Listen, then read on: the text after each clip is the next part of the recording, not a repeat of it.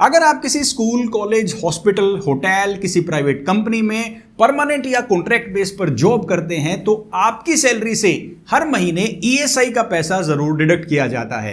लेकिन क्या आपने कभी सोचा है इस छोटी सी डिडक्शन के बदले आपको कितने बेनिफिट्स मिल सकते हैं? क्योंकि पहली नजर में हम ईएसआई को एक खर्चा ही मानकर इग्नोर कर देते हैं, लेकिन जब आज के वीडियो में आप इस स्कीम के बेनिफिट्स को सुनेंगे, फायदों को सुनेंगे, तो आपकी आंखें खुली की खुली रह जाएंगी। नमस्कार दोस्तों, मेरा नाम है हरविंदर सिंह और आज के इस वीडियो में मैं आपके लिए डिकोड करने वाला हूं ईएसआई स्कीम को। क्या है ईएसआई की कवरेज, कौन इसके लिए एलिजिबल है, कौन इसके लिए अप्लाई कर सकता है, कौन कौन इसके बेनिफिट्स को इस्तेमाल कर सकते हैं और आप ही नहीं आपके परिवार को इसका फायदा कैसे मिल सकता है, ये भी मैं आपको बताऊंगा। और इतना ही नहीं, मैं आपको ये भी बताऊंगा कि आप ये कैसे वेरीफाई कर सकते हैं कि आपके फिलहाल ईएसआई की कवरेज अपडेटेड है कि नहीं, आपके सारे फैमिली मेंबर्स उसके अंदर ऐड हैं कि नहीं। और सबसे जरूरी बात, आपकी सैलरी से पैसा डिडक्ट करने के बाद क्या आपके एम्प्लॉयर ने ये पैसा आगे जमा करवाया है ताकि आपको सारे बेनिफिट्स मिल सके, ये कैसे पता लगाया जाए, ये भी आज के वीडियो में आपको बताऊंगा। ईएसआई इसलिए बहुत शानदार स्कीम है कि बहुत थोड़े प्रीमियम के अंदर आपको बहुत ज्यादा कवरेज मिलती है, लेकिन ज्यादातर लोग इन सुविधाओं को, इन बेनिफिट्स को इस्तेमाल ही नहीं कर पाते हैं क्योंकि उन्हें इसके बारे में जानकारी ही नहीं होती है। इसलिए आज का ये वीडियो एंड तक जरूर देखिए ताकि ईएसआई में कवरेज के लिए दिया गया आपका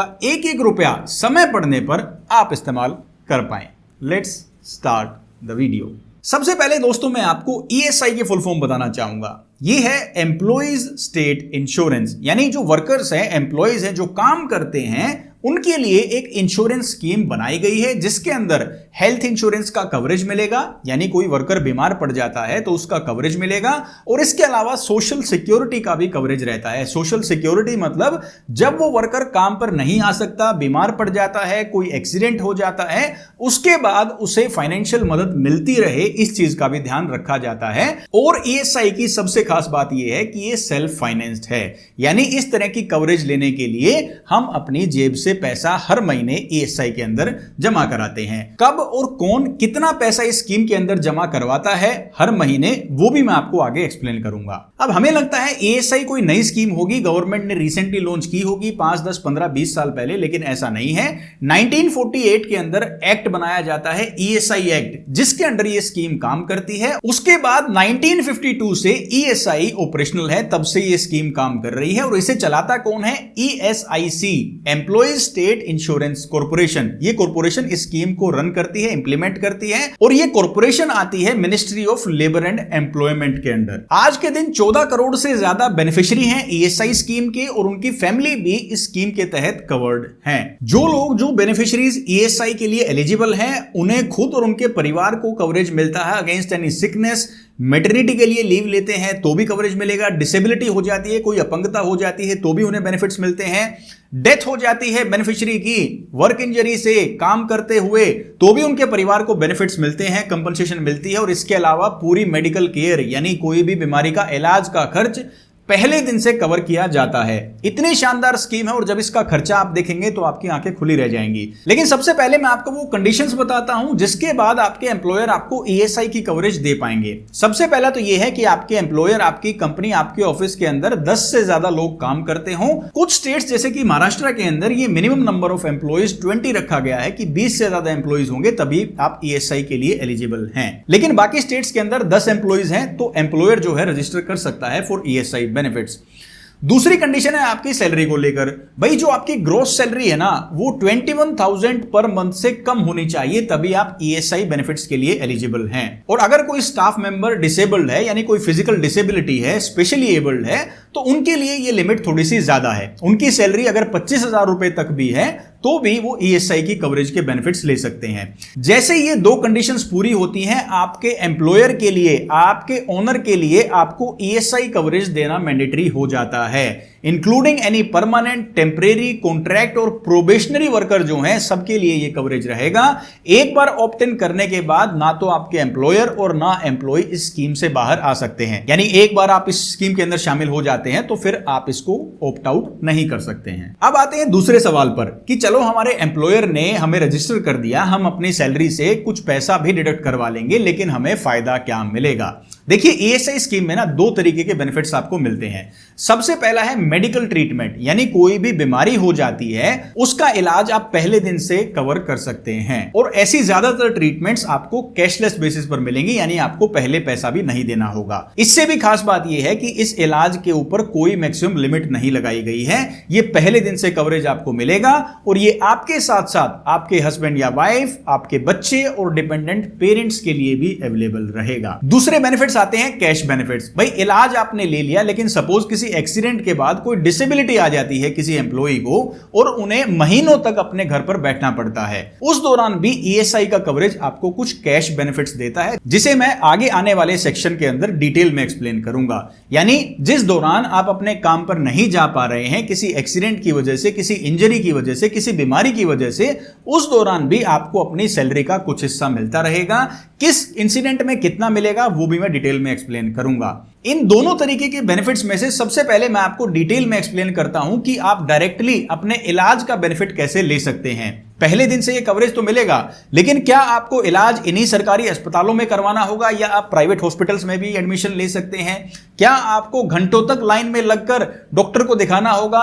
डॉक्टर हो सकता है ढंग से आपकी बात सुने या ना सुने, या आप एक अच्छे 5 स्टार हॉस्पिटल में भी ट्रीटमेंट ले सकते हैं। तो इसके लिए पहले तो मैं आपको बता दूं कि इलाज के खर्च पर कोई कैपिंग नहीं है, कितने भी रुपए तक जहां तक आपका इलाज चलेगा ईएसआई आपको कवरेज देता है, including your family from the first day. लेकिन इलाज आपको कहां से मिलेगा इसका एक प्रॉपर सीक्वेंस है जो आपको ध्यान से देखना चाहिए। इसके लिए सबसे पहले आपको अपनी लोकल ईएसआई डिस्पेंसरी में विजिट करना होगा। जब आपका ईएसआई का कार्ड बनता है उसके अंदर आपकी डिस्पेंसरी मेंशन की जाती है, आपको डायरेक्टली उस डिस्पेंसरी में अपनी मेडिकल कंडीशन को दिखाना है।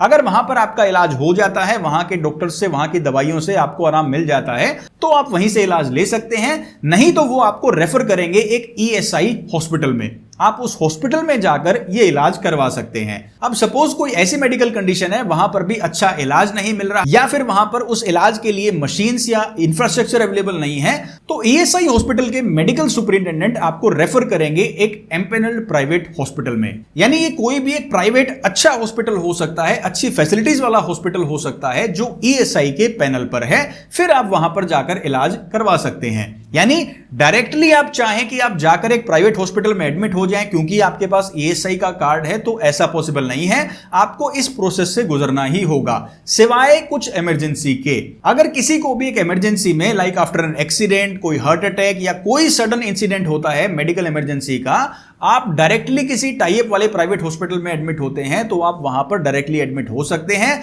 सिर्फ उस हॉस्पिटल को ईएसआईसी को 24 घंटे के अंदर इंफॉर्मेशन देनी होगी, इस बात का ध्यान रखें। अब ये तो आपने समझा कि बीमार होने पर इलाज लिया जा सकता है और इलाज कहां कहां लिया जा सकता है। अब दोस्तों मैं आपको कुछ कैश बेनिफिट्स बताने वाला हूं जो आप ईएसआई से क्लेम कर सकते हैं। यानी जब आप किसी बीमारी की वजह से या किसी प्लान्ड मेडिकल कंडीशन की वजह से आप काम पर नहीं जा रहे हैं, तो भी आप अपनी सैलरी का कुछ परसेंटेज शेयर कुछ दिनों तक क्लेम कर सकते हैं। कुछ बेनिफिट्स तो आपके फैमिली को लाइफ लॉन्ग पेंशन भी दे सकते हैं, और कुछ में 2 साल तक आपकी सैलरी का कुछ हिस्सा आपको घर बैठे बैठे मिलेगा।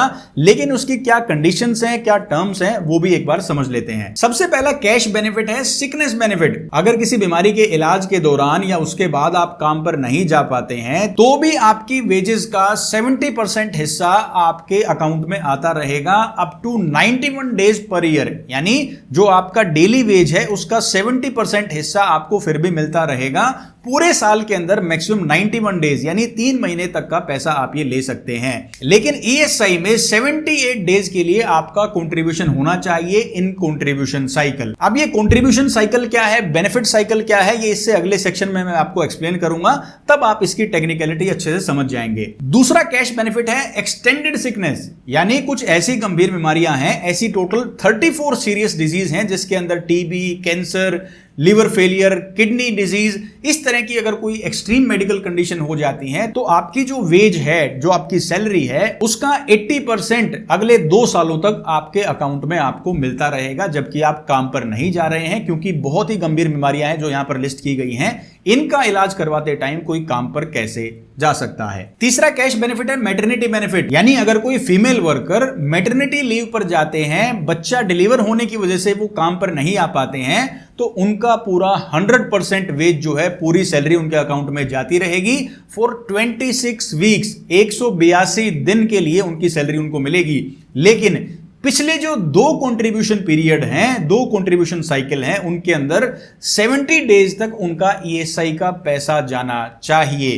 कंट्रीब्यूशन साइकिल बिल्कुल आसान भाषा में आपको बताऊंगा और ये बहुत इजी कंसेप्ट है, आप आसानी से समझ जाएंगे। अब ये इतनी छोटी कंडीशंस हैं, इनको ना समझने की वजह से देखो कितना बड़ा बेनिफिट मिस हो जाता है। नेक्स्ट है एम्प्लॉयमेंट इंजरी। अगर काम करते टाइम कोई दुर्घटना हो जाती है, इंजरी हो जाती है, तो आपकी जो वेज है, डेली की आपकी तनख्वाह है, उसका 90% हिस्सा आपके अकाउंट में आता रहेगा टिल फुल रिकवरी, जब तक आप पूरे तरीके से ठीक नहीं हो जाते। इस पर कोई कंडीशन नहीं है, पहले दिन से ये कवरेज आपको मिलेगा। और मान लो कभी रिकवरी होती ही नहीं है, ये परमानेंट इंजरी हो जाती है, तो लाइफ टाइम पेंशन भी इसके अंदर आपको मिलती रहेगी। अब सपोज कोई इंजरी बहुत सीरियस हो जाती है, कोई एक्सीडेंट बड़ा हो जाता है और ये जो बेनिफिशियरी हैं ये नहीं रहते हैं, तो इनके ईएसआई बेनिफिट्स इनके डिपेंडेंट्स को मिलते रहेंगे, इनके परिवार को मिलते रहेंगे। कितने? 90% ऑफ देयर वेज, यानी जो इनकी सैलरी है उसका 90% हिस्सा, यानी अगर 20,000 रुपए मान लो सैलरी होती तो 18,000 रुपए हर महीने इनको मंथली पेंशन मिलती रहेगी। और डिपेंडेंट कौन है? स्पाउस, यानी कि हस्बैंड या वाइफ, बच्चे और पेरेंट्स। लेकिन बेनिफिशियरी की जो ये डेथ है, ये काम करते टाइम किसी एक्सीडेंट या इंजरी की वजह से होती है, तभी ये बेनिफिट्स एप्लीकेबल हैं। इसके अलावा लाइफ टाइम एक बार फ्यूनरल एक्सपेंसेस भी ईएसआई से क्लेम किए जा सकते हैं, जो कि 15,000 रुपए के। ये अंतिम क्रिया के, अंतिम काज के जो खर्चे हैं वो ईएसआई से क्लेम किए जा सकते हैं। इनको भी डिपेंडेंट जो फैमिली मेंबर्स हैं वो ईएसआई से क्लेम कर सकते हैं, अगर उनके जो फैमिली मेंबर हैं वो एक ईएसआई स्कीम के बेनिफिशियरी थे तो। अब दोस्तों मैं आपको बताऊंगा कि इतने सारे बेनिफिट्स के लिए, इंक्लूडिंग कैश बेनिफिट और ट्रीटमेंट बेनिफिट के लिए, कितना कम पैसा आपकी सैलरी से काटा जाएगा। टोटल जो आपकी ग्रोस वेज है, यानी जो महीने की टोटल सैलरी आप कह सकते हैं, उसका 4% हिस्सा ईएसआई में जमा किया जाएगा। लेकिन ये 4% पूरा का पूरा आपको नहीं देना है। एग्जाम्पल से आपको समझाता हूं। मान लो आपकी सैलरी है 20,000 रुपए, ग्रोस सैलरी है, जो सब कुछ मिलाकर आपको मिलती है 20,000 रुपए आपकी टोटल सैलरी है। इसमें से 3.25% यानी 650 रुपए आपके एम्प्लॉयर देंगे, जहां पर आप जॉब कर रहे हैं। आपको दो सिर्फ 0.75% यानी 150 रुपए ही देने हैं। टोटल 800 रुपए ईएसआई में जाएंगे, जो कि आपकी 20,000 ग्रोस सैलरी का 4% बनता है। अब ये पैसा ईएसआई में कब जमा होना चाहिए और इसका बेनिफिट कब आपको मिलेगा, इसे 2 साइकिल्स में हम डिवाइड करेंगे। सबसे पहली साइकिल है कंट्रीब्यूशन साइकिल, यानी जब हम पैसा जमा करवाते हैं वो किस महीने से किस महीने के बीच में है। और दूसरा है बेनिफिट साइकिल, यानी इस जमा किए गए पैसे का हमें फायदा कब मिलेगा, हम कवरेज कब ले सकते हैं, वो एक एग्जांपल के जरिए समझते हैं। आप ऐसा कीजिए, पूरे साल को 6-6 महीने करके 2 हिस्सों में डिवाइड कीजिए। पहला जो पोर्शन है 6 महीने का, ये शुरू होता है 1 अप्रैल को और खत्म होता है 30 सितंबर को। पूरे 6 महीने हो गए। दूसरा जो टेन्योर है, दूसरी जो साइकिल है, वो शुरुआत होगी 1 अक्टूबर को और वो खत्म होगी at the end of financial year, यानी 31 मार्च को। यानी एक साल को हमने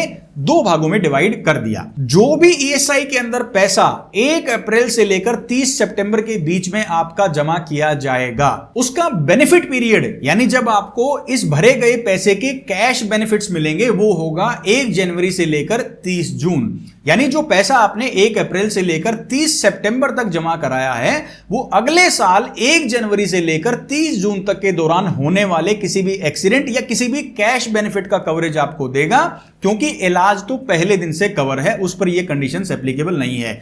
जो ये साइकिल्स मैं आपको बता रहा हूं, ये सिर्फ कैश बेनिफिट्स पर एप्लीकेबल है। जब कोई भी बेनिफिशियरी काम पर नहीं जा पाता है और उनके अकाउंट में जो बेनिफिट्स आएंगे, कैश बेनिफिट्स, ये सिर्फ उनके ऊपर एप्लीकेबल है। ऐसे ही जो कंट्रीब्यूशन ईएसआई में जाएगा साल के सेकेंड हाफ में, यानी 1 अक्टूबर से लेकर 31 मार्च के बीच में, उसका कैश बेनिफिट बेनिफिशियरी को मिलेगा 1 जुलाई से लेकर 31 दिसंबर के बीच में, अगर कोई भी कैश बेनिफिट वो क्लेम करते हैं तो। कैश बेनिफिट्स के लिए जो कंडीशन मैंने बताई थी कि 78 डेज का कंट्रीब्यूशन होना चाहिए, इसका मतलब यह है कि अगर 1 जनवरी से लेकर 30 जून के बीच में कोई भी एक्सीडेंट के बाद या मैं काम पर नहीं जा पा रहा हूं, उसका कैश बेनिफिट मुझे लेना है, तो जो इससे पहले का कंट्रीब्यूशन पीरियड था 1 अप्रैल से 30 सितंबर का, उस दौरान जो मेरा ईएसआई कंट्रीब्यूशन है वो मिनिमम 78 डेज के लिए डिपॉजिट जरूर हुआ हो।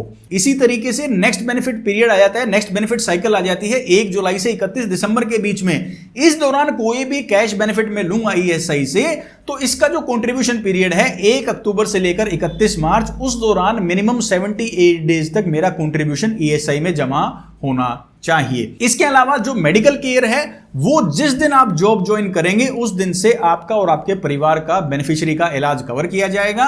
ये जो कंट्रीब्यूशन और बेनिफिट साइकिल का कंसेप्ट है ये सिर्फ कैश बेनिफिट्स के लिए है, यानी ऐसा नहीं है कि किसी आदमी को जॉब ज्वाइन किए हुए 2 महीने हुए हैं और उसको कैश बेनिफिट्स मिलने स्टार्ट हो जाएंगे।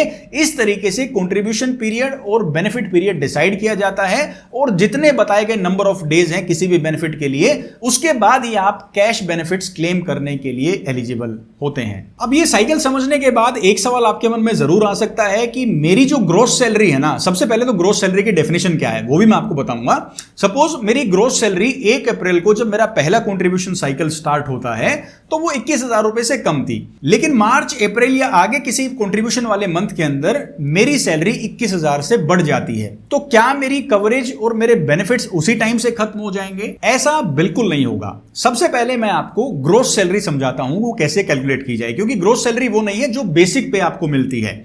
इसके अंदर डियरनेस अलाउंस भी जोड़े जा सकते हैं, हाउस रेंट अलाउंस भी जोड़ा जा सकता है, इसके अलावा कोई और अलाउंस मिलते हैं वो भी जोड़े जा सकते हैं। इवन आप कुछ ओवर टाइम करते हैं उसकी सैलरी जोड़ी जाती है तो वो भी आपकी ग्रॉस सैलरी के अंदर ऐड की जाएगी और वही 21,000 रुपए से कम होनी चाहिए, तभी आप ईएसआई की कवरेज ले सकते हैं। लेकिन मान लेते हैं किसी कंट्रीब्यूशन साइकिल की शुरुआत में आपकी सैलरी 21,000 रुपए से कम थी, लेकिन बीच में किसी महीने में वो किसी अलाउंस की वजह से, ओवर टाइम की अर्निंग की वजह से वो बढ़ जाती है, तो आपके कोई भी बेनिफिट्स बीच में नहीं रुकेंगे, ना ही वो डिडक्शन रुकेगी। यानी कंट्रीब्यूशन साइकिल के शुरुआत में वो सैलरी जो है 21,000 रुपए से कम होनी चाहिए, उसके बाद अगर वो कम ज्यादा होती है तो उससे फर्क नहीं पड़ेगा, आपका ईएसआई का पैसा भी कटता रहेगा और आपको ईएसआई का कवरेज भी मिलेगा। ये बात मैं आपको इसलिए भी ट्रांसपेरेंटली बता रहा हूं क्योंकि काफी सारे मामलों में हो सकता है जानबूझकर या जानकारी ना होने की वजह से एचआर भी आपको ये बोल सकता है कि आपकी सैलरी 21,000 से ज्यादा थी तो शायद आपको ईएसआई का कवरेज ना मिले,